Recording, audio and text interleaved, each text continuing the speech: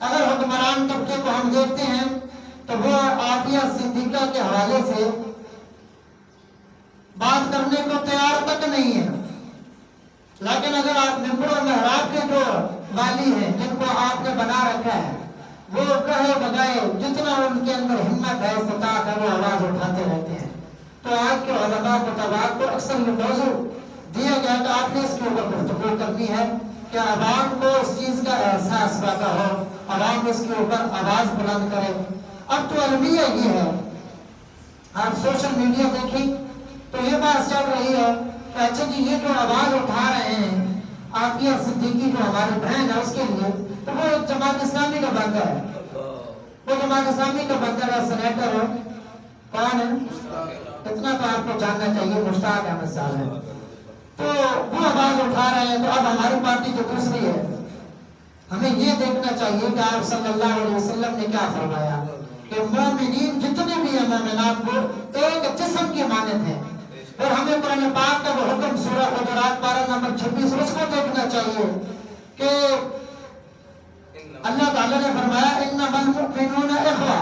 جتنے مسلمان ہیں سارے کے سارے آپس میں بھائی بھائی ہیں۔ ہمیں یہ چیز دیکھنی چاہیے، پارٹیاں بعد میں ہیں، سیاست بعد میں ہے، پہلے ہم مسلمان ہیں، پہلے ہم ایک اللہ کو ماننے والے ہیں، پہلے ہم ایک رسول کو ماننے والے ہیں، پہلے ہم ایک قرآن کو ماننے والے ہیں۔ پہلے یہ چیز ہمیں سوچنی ہے کہ ہم سارے مسلمان ہیں، اس فرقہ واریت سے نکلنا ہوگا کہ فلاں یہ ہے میں وہ نہیں، ہم سارے مسلمان ہیں، اور ہم جب تک یک زبان نہیں ہوں گے، جب تک ہمارے آپس میں اتحاد نہیں ہوگا، کفار اسی طرح ایک ایک کر کے ہمیں کچلتے رہیں گے، پھر ہم ہوتے رہیں گے، ہمارا بنے گا کچھ نہیں۔ اس لیے اس بات سے قطع نظر کہ وہ کون بندہ ہے جو آواز اٹھا رہا ہے، ہمیں اپنی سطح پہ اس کے ساتھ مل کر، اگر ایک بندہ قائد بن رہا ہے آگے چل رہا ہے، ہمیں اس کے پیچھے چلنا چاہیے، آواز اٹھانی چاہیے کہ ہماری جو بہن ہے عافیہ صدیقی جو عرصہ 20 سال گزر چکا ہے، ایک من گھڑت کیس کے اندر امریکی جیل کے اندر موجود ہے۔ امریکی کہتے کیا ہے کہ ہم انسانیت کے اور انسانی حقوق کے بہت بڑے عالم بردار ہیں، انسانی حقوق کا جتنا خیال ہم کرتے ہیں اتنا کوئی نہیں کرتا۔ تو بندہ پوچھے انسانیت کے اگر یہ حقوق ہیں تو وہ کیس جس کا سر اور پاؤں ہی نہیں ہے، اگر بالفرض اس کیس کو ہم مان لیں چلو کہ وہ کیس ٹھیک ہے، تو پھر سوال بنتا ہے کہ افغانستان کا کیس ہے تو ہماری بہن عافیہ صدیقہ جو ہے وہ امریکہ میں کیا کر رہی ہے؟ تم کس قانون کے تحت اور کس اخلاقی دائرے میں رہتے ہوئے اس کو وہاں امریکہ میں قید کر کے رکھ کے بیٹھے ہو؟ اصول یہ ہے، قانون یہ ہے، اگر کوئی جرم کرتا ہے تو جس ملک کا جس جگہ کا جرم ہو بندے کو سزا وہی دی جاتی ہے۔ یہ کہاں کا قانون ہے کہ بندہ کسی اور ملک کا ہو، پاکستان کا ہو، جرم کو افغانستان کیا نہیں ہے، اگر تمہاری نظر میں جرم کو افغانستان میں کر رہا ہو تو تم قید کی سزا وہ بھی 86 سال، بندہ اگر قتل کر دے نا تو 25 سال قید ہوتی ہے، 24 سال اتنی قید ہوتی ہے، اور وہ بھی دن اور رات دونوں کو ڈالتے ہیں، 12-13 سال بنتے ہیں، دن رات دونوں کو ڈالا جاتا ہے، اتنے بنتے ہیں 13 سال، حد سے زیادہ چلو 14 سال وہ جو جرمانہ اگر عائد کرتے ہیں وہ جرمانہ نہ ادا کرے جو قیدی ہو تو پھر 13-14 سال ہوئے، اگر وہ اتنے بنتے ہیں۔ اب اس کو 20 سال کا عرصہ گزر چکا ہے، اور قید کی سزا جو وہاں کی جج نے جو انصاف کے میں نے کہا سب سے بڑے علم بردار بنتے کتنی سنائی 86 سال، اس کا جرم سب سے بڑا یہ ہے کہ وہ مسلمان ہے، اور پھر اس سے بڑا جرم یہ ہے، مسلمان تو ہم بھی ہیں، اس سے بڑا جرم یہ ہے کہ وہ حافظہ ہے قرآن پاک کی،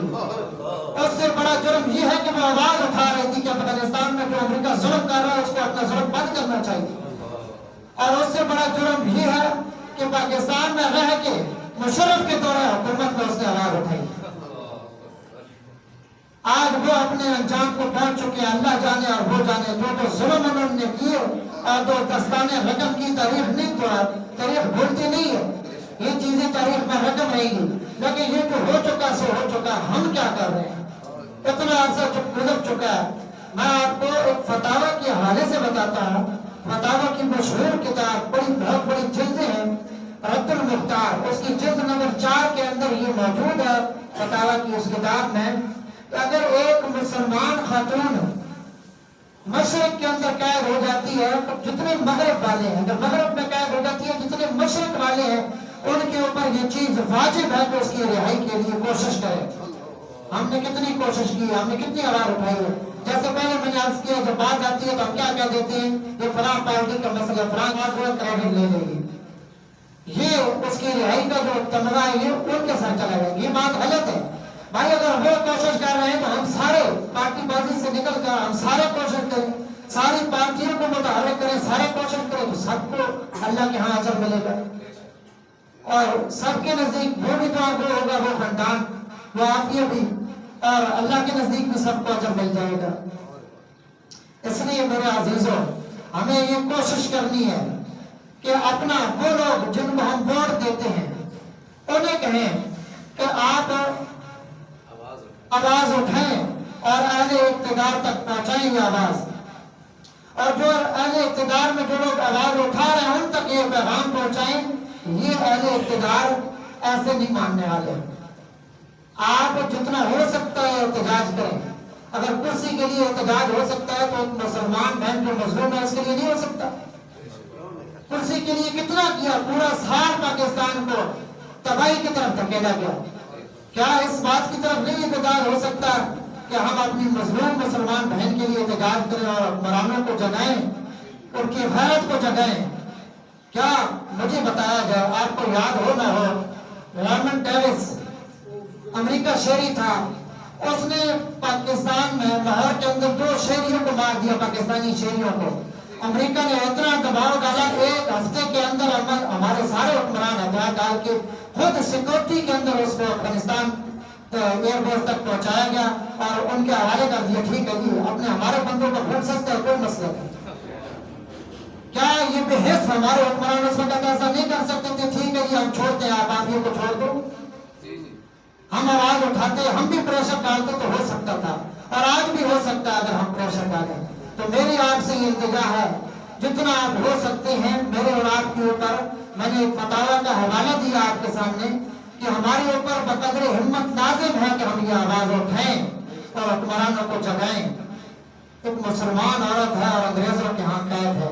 اور 20 سال بعد اس کی بہن ملاقات کے لیے گئی ہے تو اسے ہاتھ تک نہیں ملانے دیا، شیشے کے اندر سے ملاقات، آر پار دیوار تھی، درمیان میں چھوٹا سا شیشہ، اس طرح ملاقات کرائی گئی۔